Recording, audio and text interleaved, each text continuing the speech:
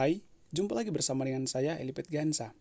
Pada kesempatan kali ini kita akan membahas mengenai konsep asam basa dan ada beberapa penyelesaian soal terkait indikator. Untuk itu, mari tetap ikuti video ini. Teori asam basa. Pertama, teori asam basa menurut Arrhenius. Asam Arrhenius adalah zat yang menghasilkan ion H+ atau ion H3O+ di dalam air. Contohnya kita boleh lihat untuk asam Arrhenius pada gambar yang ada di samping. Selanjutnya basa Arrhenius adalah zat yang menghasilkan ion OH- dalam air. Contohnya yaitu ada pada gambar di samping. Selanjutnya ada teori asam basa menurut Bronsted-Lowry. Asam Bronsted adalah donor proton, sedangkan basa Bronsted adalah aseptor proton.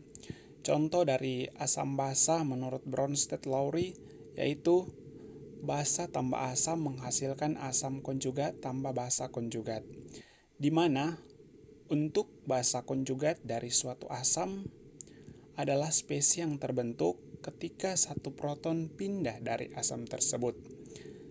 Sedangkan untuk asam konjugat dari suatu basa adalah spesies yang terbentuk ketika satu proton ditambahkan ke basa tersebut. Untuk asam tambah basa menghasilkan basa konjugat tambah asam konjugat. Selanjutnya ada teori asam basa menurut Lewis. Asam adalah suatu senyawa yang mampu menerima pasangan elektron dari senyawa lain atau aseptor pasangan elektron. Sedangkan untuk basa adalah senyawa yang dapat memberikan pasangan elektron kepada senyawa lain atau donor pasangan elektron. Sebagai contoh kita boleh lihat pada gambar.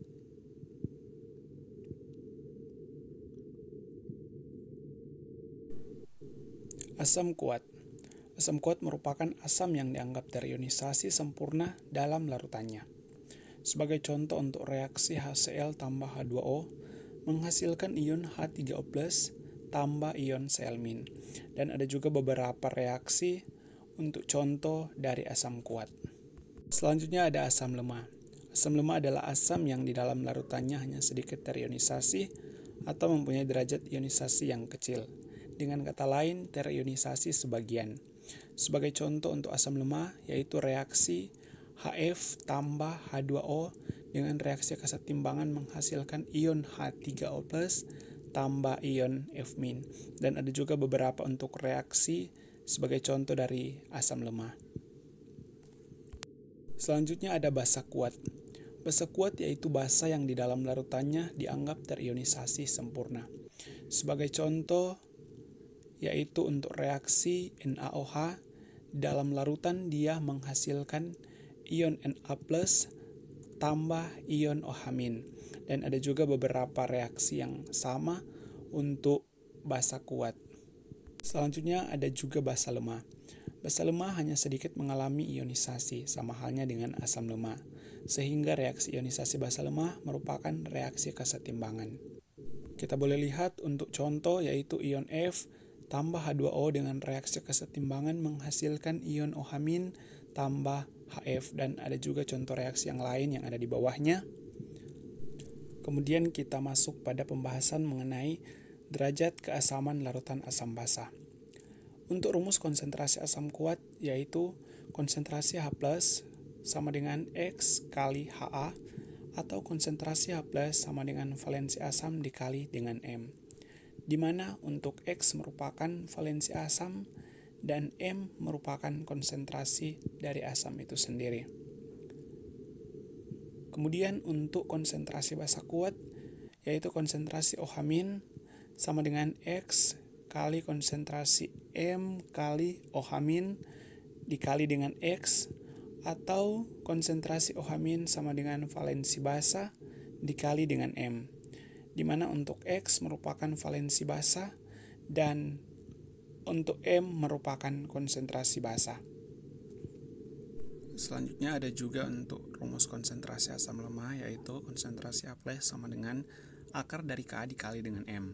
Untuk konsentrasi ion H+ asam lemah juga dapat dihitung jika derajat ionisasinya atau alfa diketahui, sehingga konsentrasi H+ sama dengan alfa dikali dengan M. Kemudian untuk rumus konsentrasi basa lemah, yaitu konsentrasi OH- sama dengan akar dari Kb dikali dengan konsentrasi M dikali dengan OH.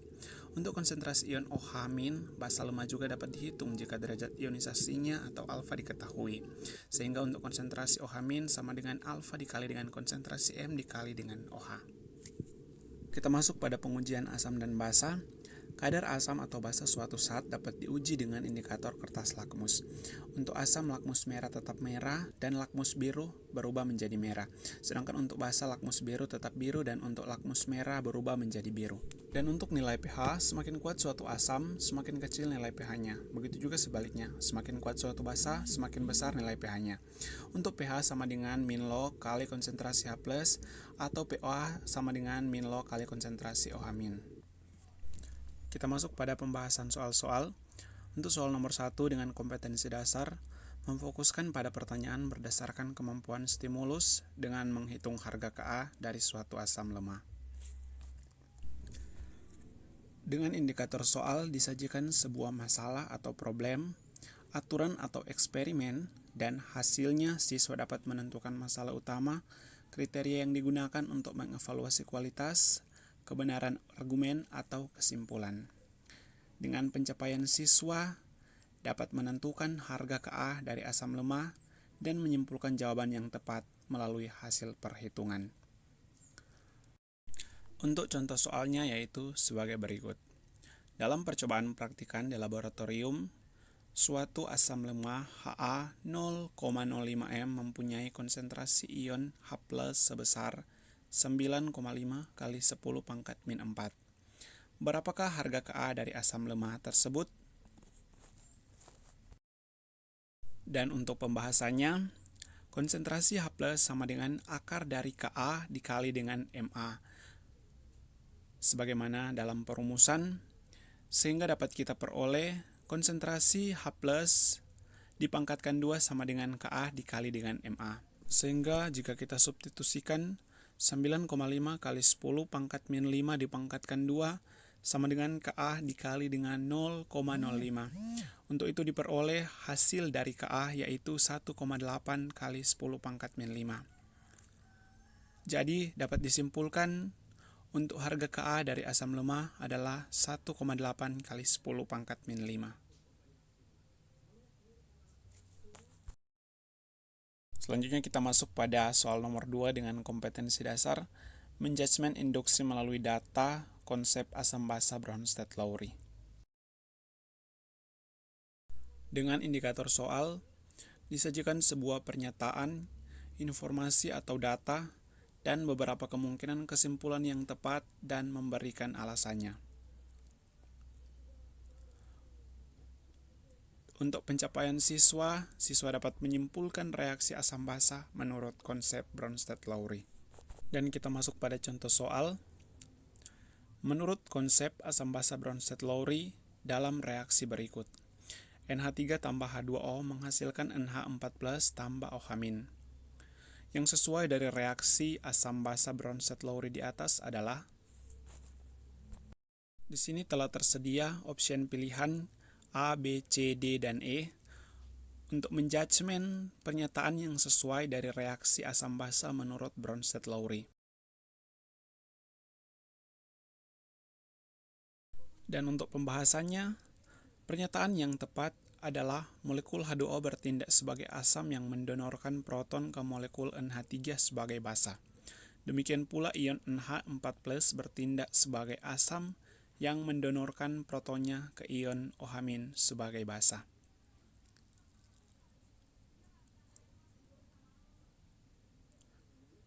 Sehingga untuk jawaban yang tepat adalah opsi pilihan C, yaitu NH3 dan NH4+ adalah pasangan asam basa konjugat. Selanjutnya soal nomor 3 dengan kompetensi dasar membandingkan kesimpulan melalui pernyataan yang disajikan.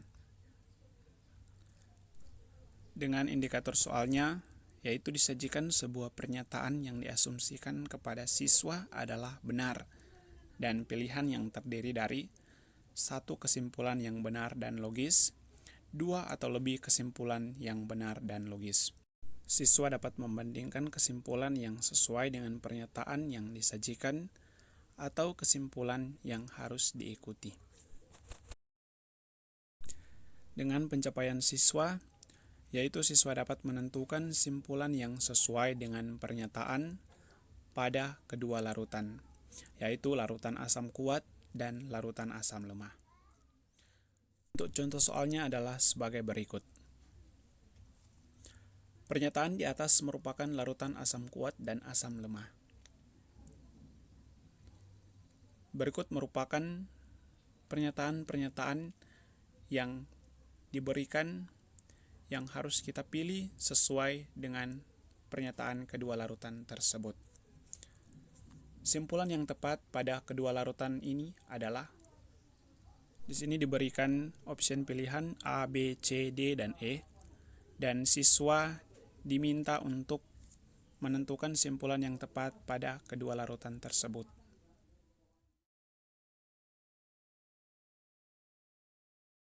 Dan untuk pembahasannya, larutan HCl adalah asam kuat dan larutan CH3COH adalah asam lemah, sehingga pernyataan kedua adalah salah.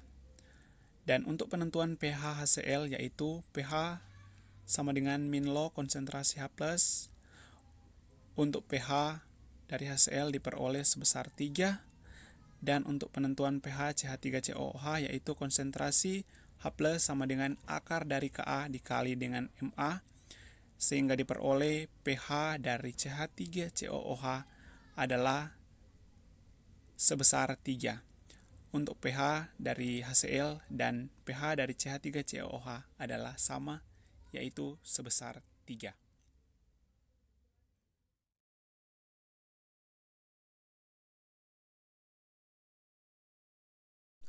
Selanjutnya untuk larutan yang sifatnya asam, itu dapat mengubah warna kertas lakmus biru menjadi merah. Sedangkan larutan yang sifatnya basah, mengubah warna kertas lakmus merah menjadi biru. Jadi untuk pernyataan yang keempat adalah salah. Selanjutnya larutan yang dapat terionisasi sempurna adalah asam kuat dan basa kuat.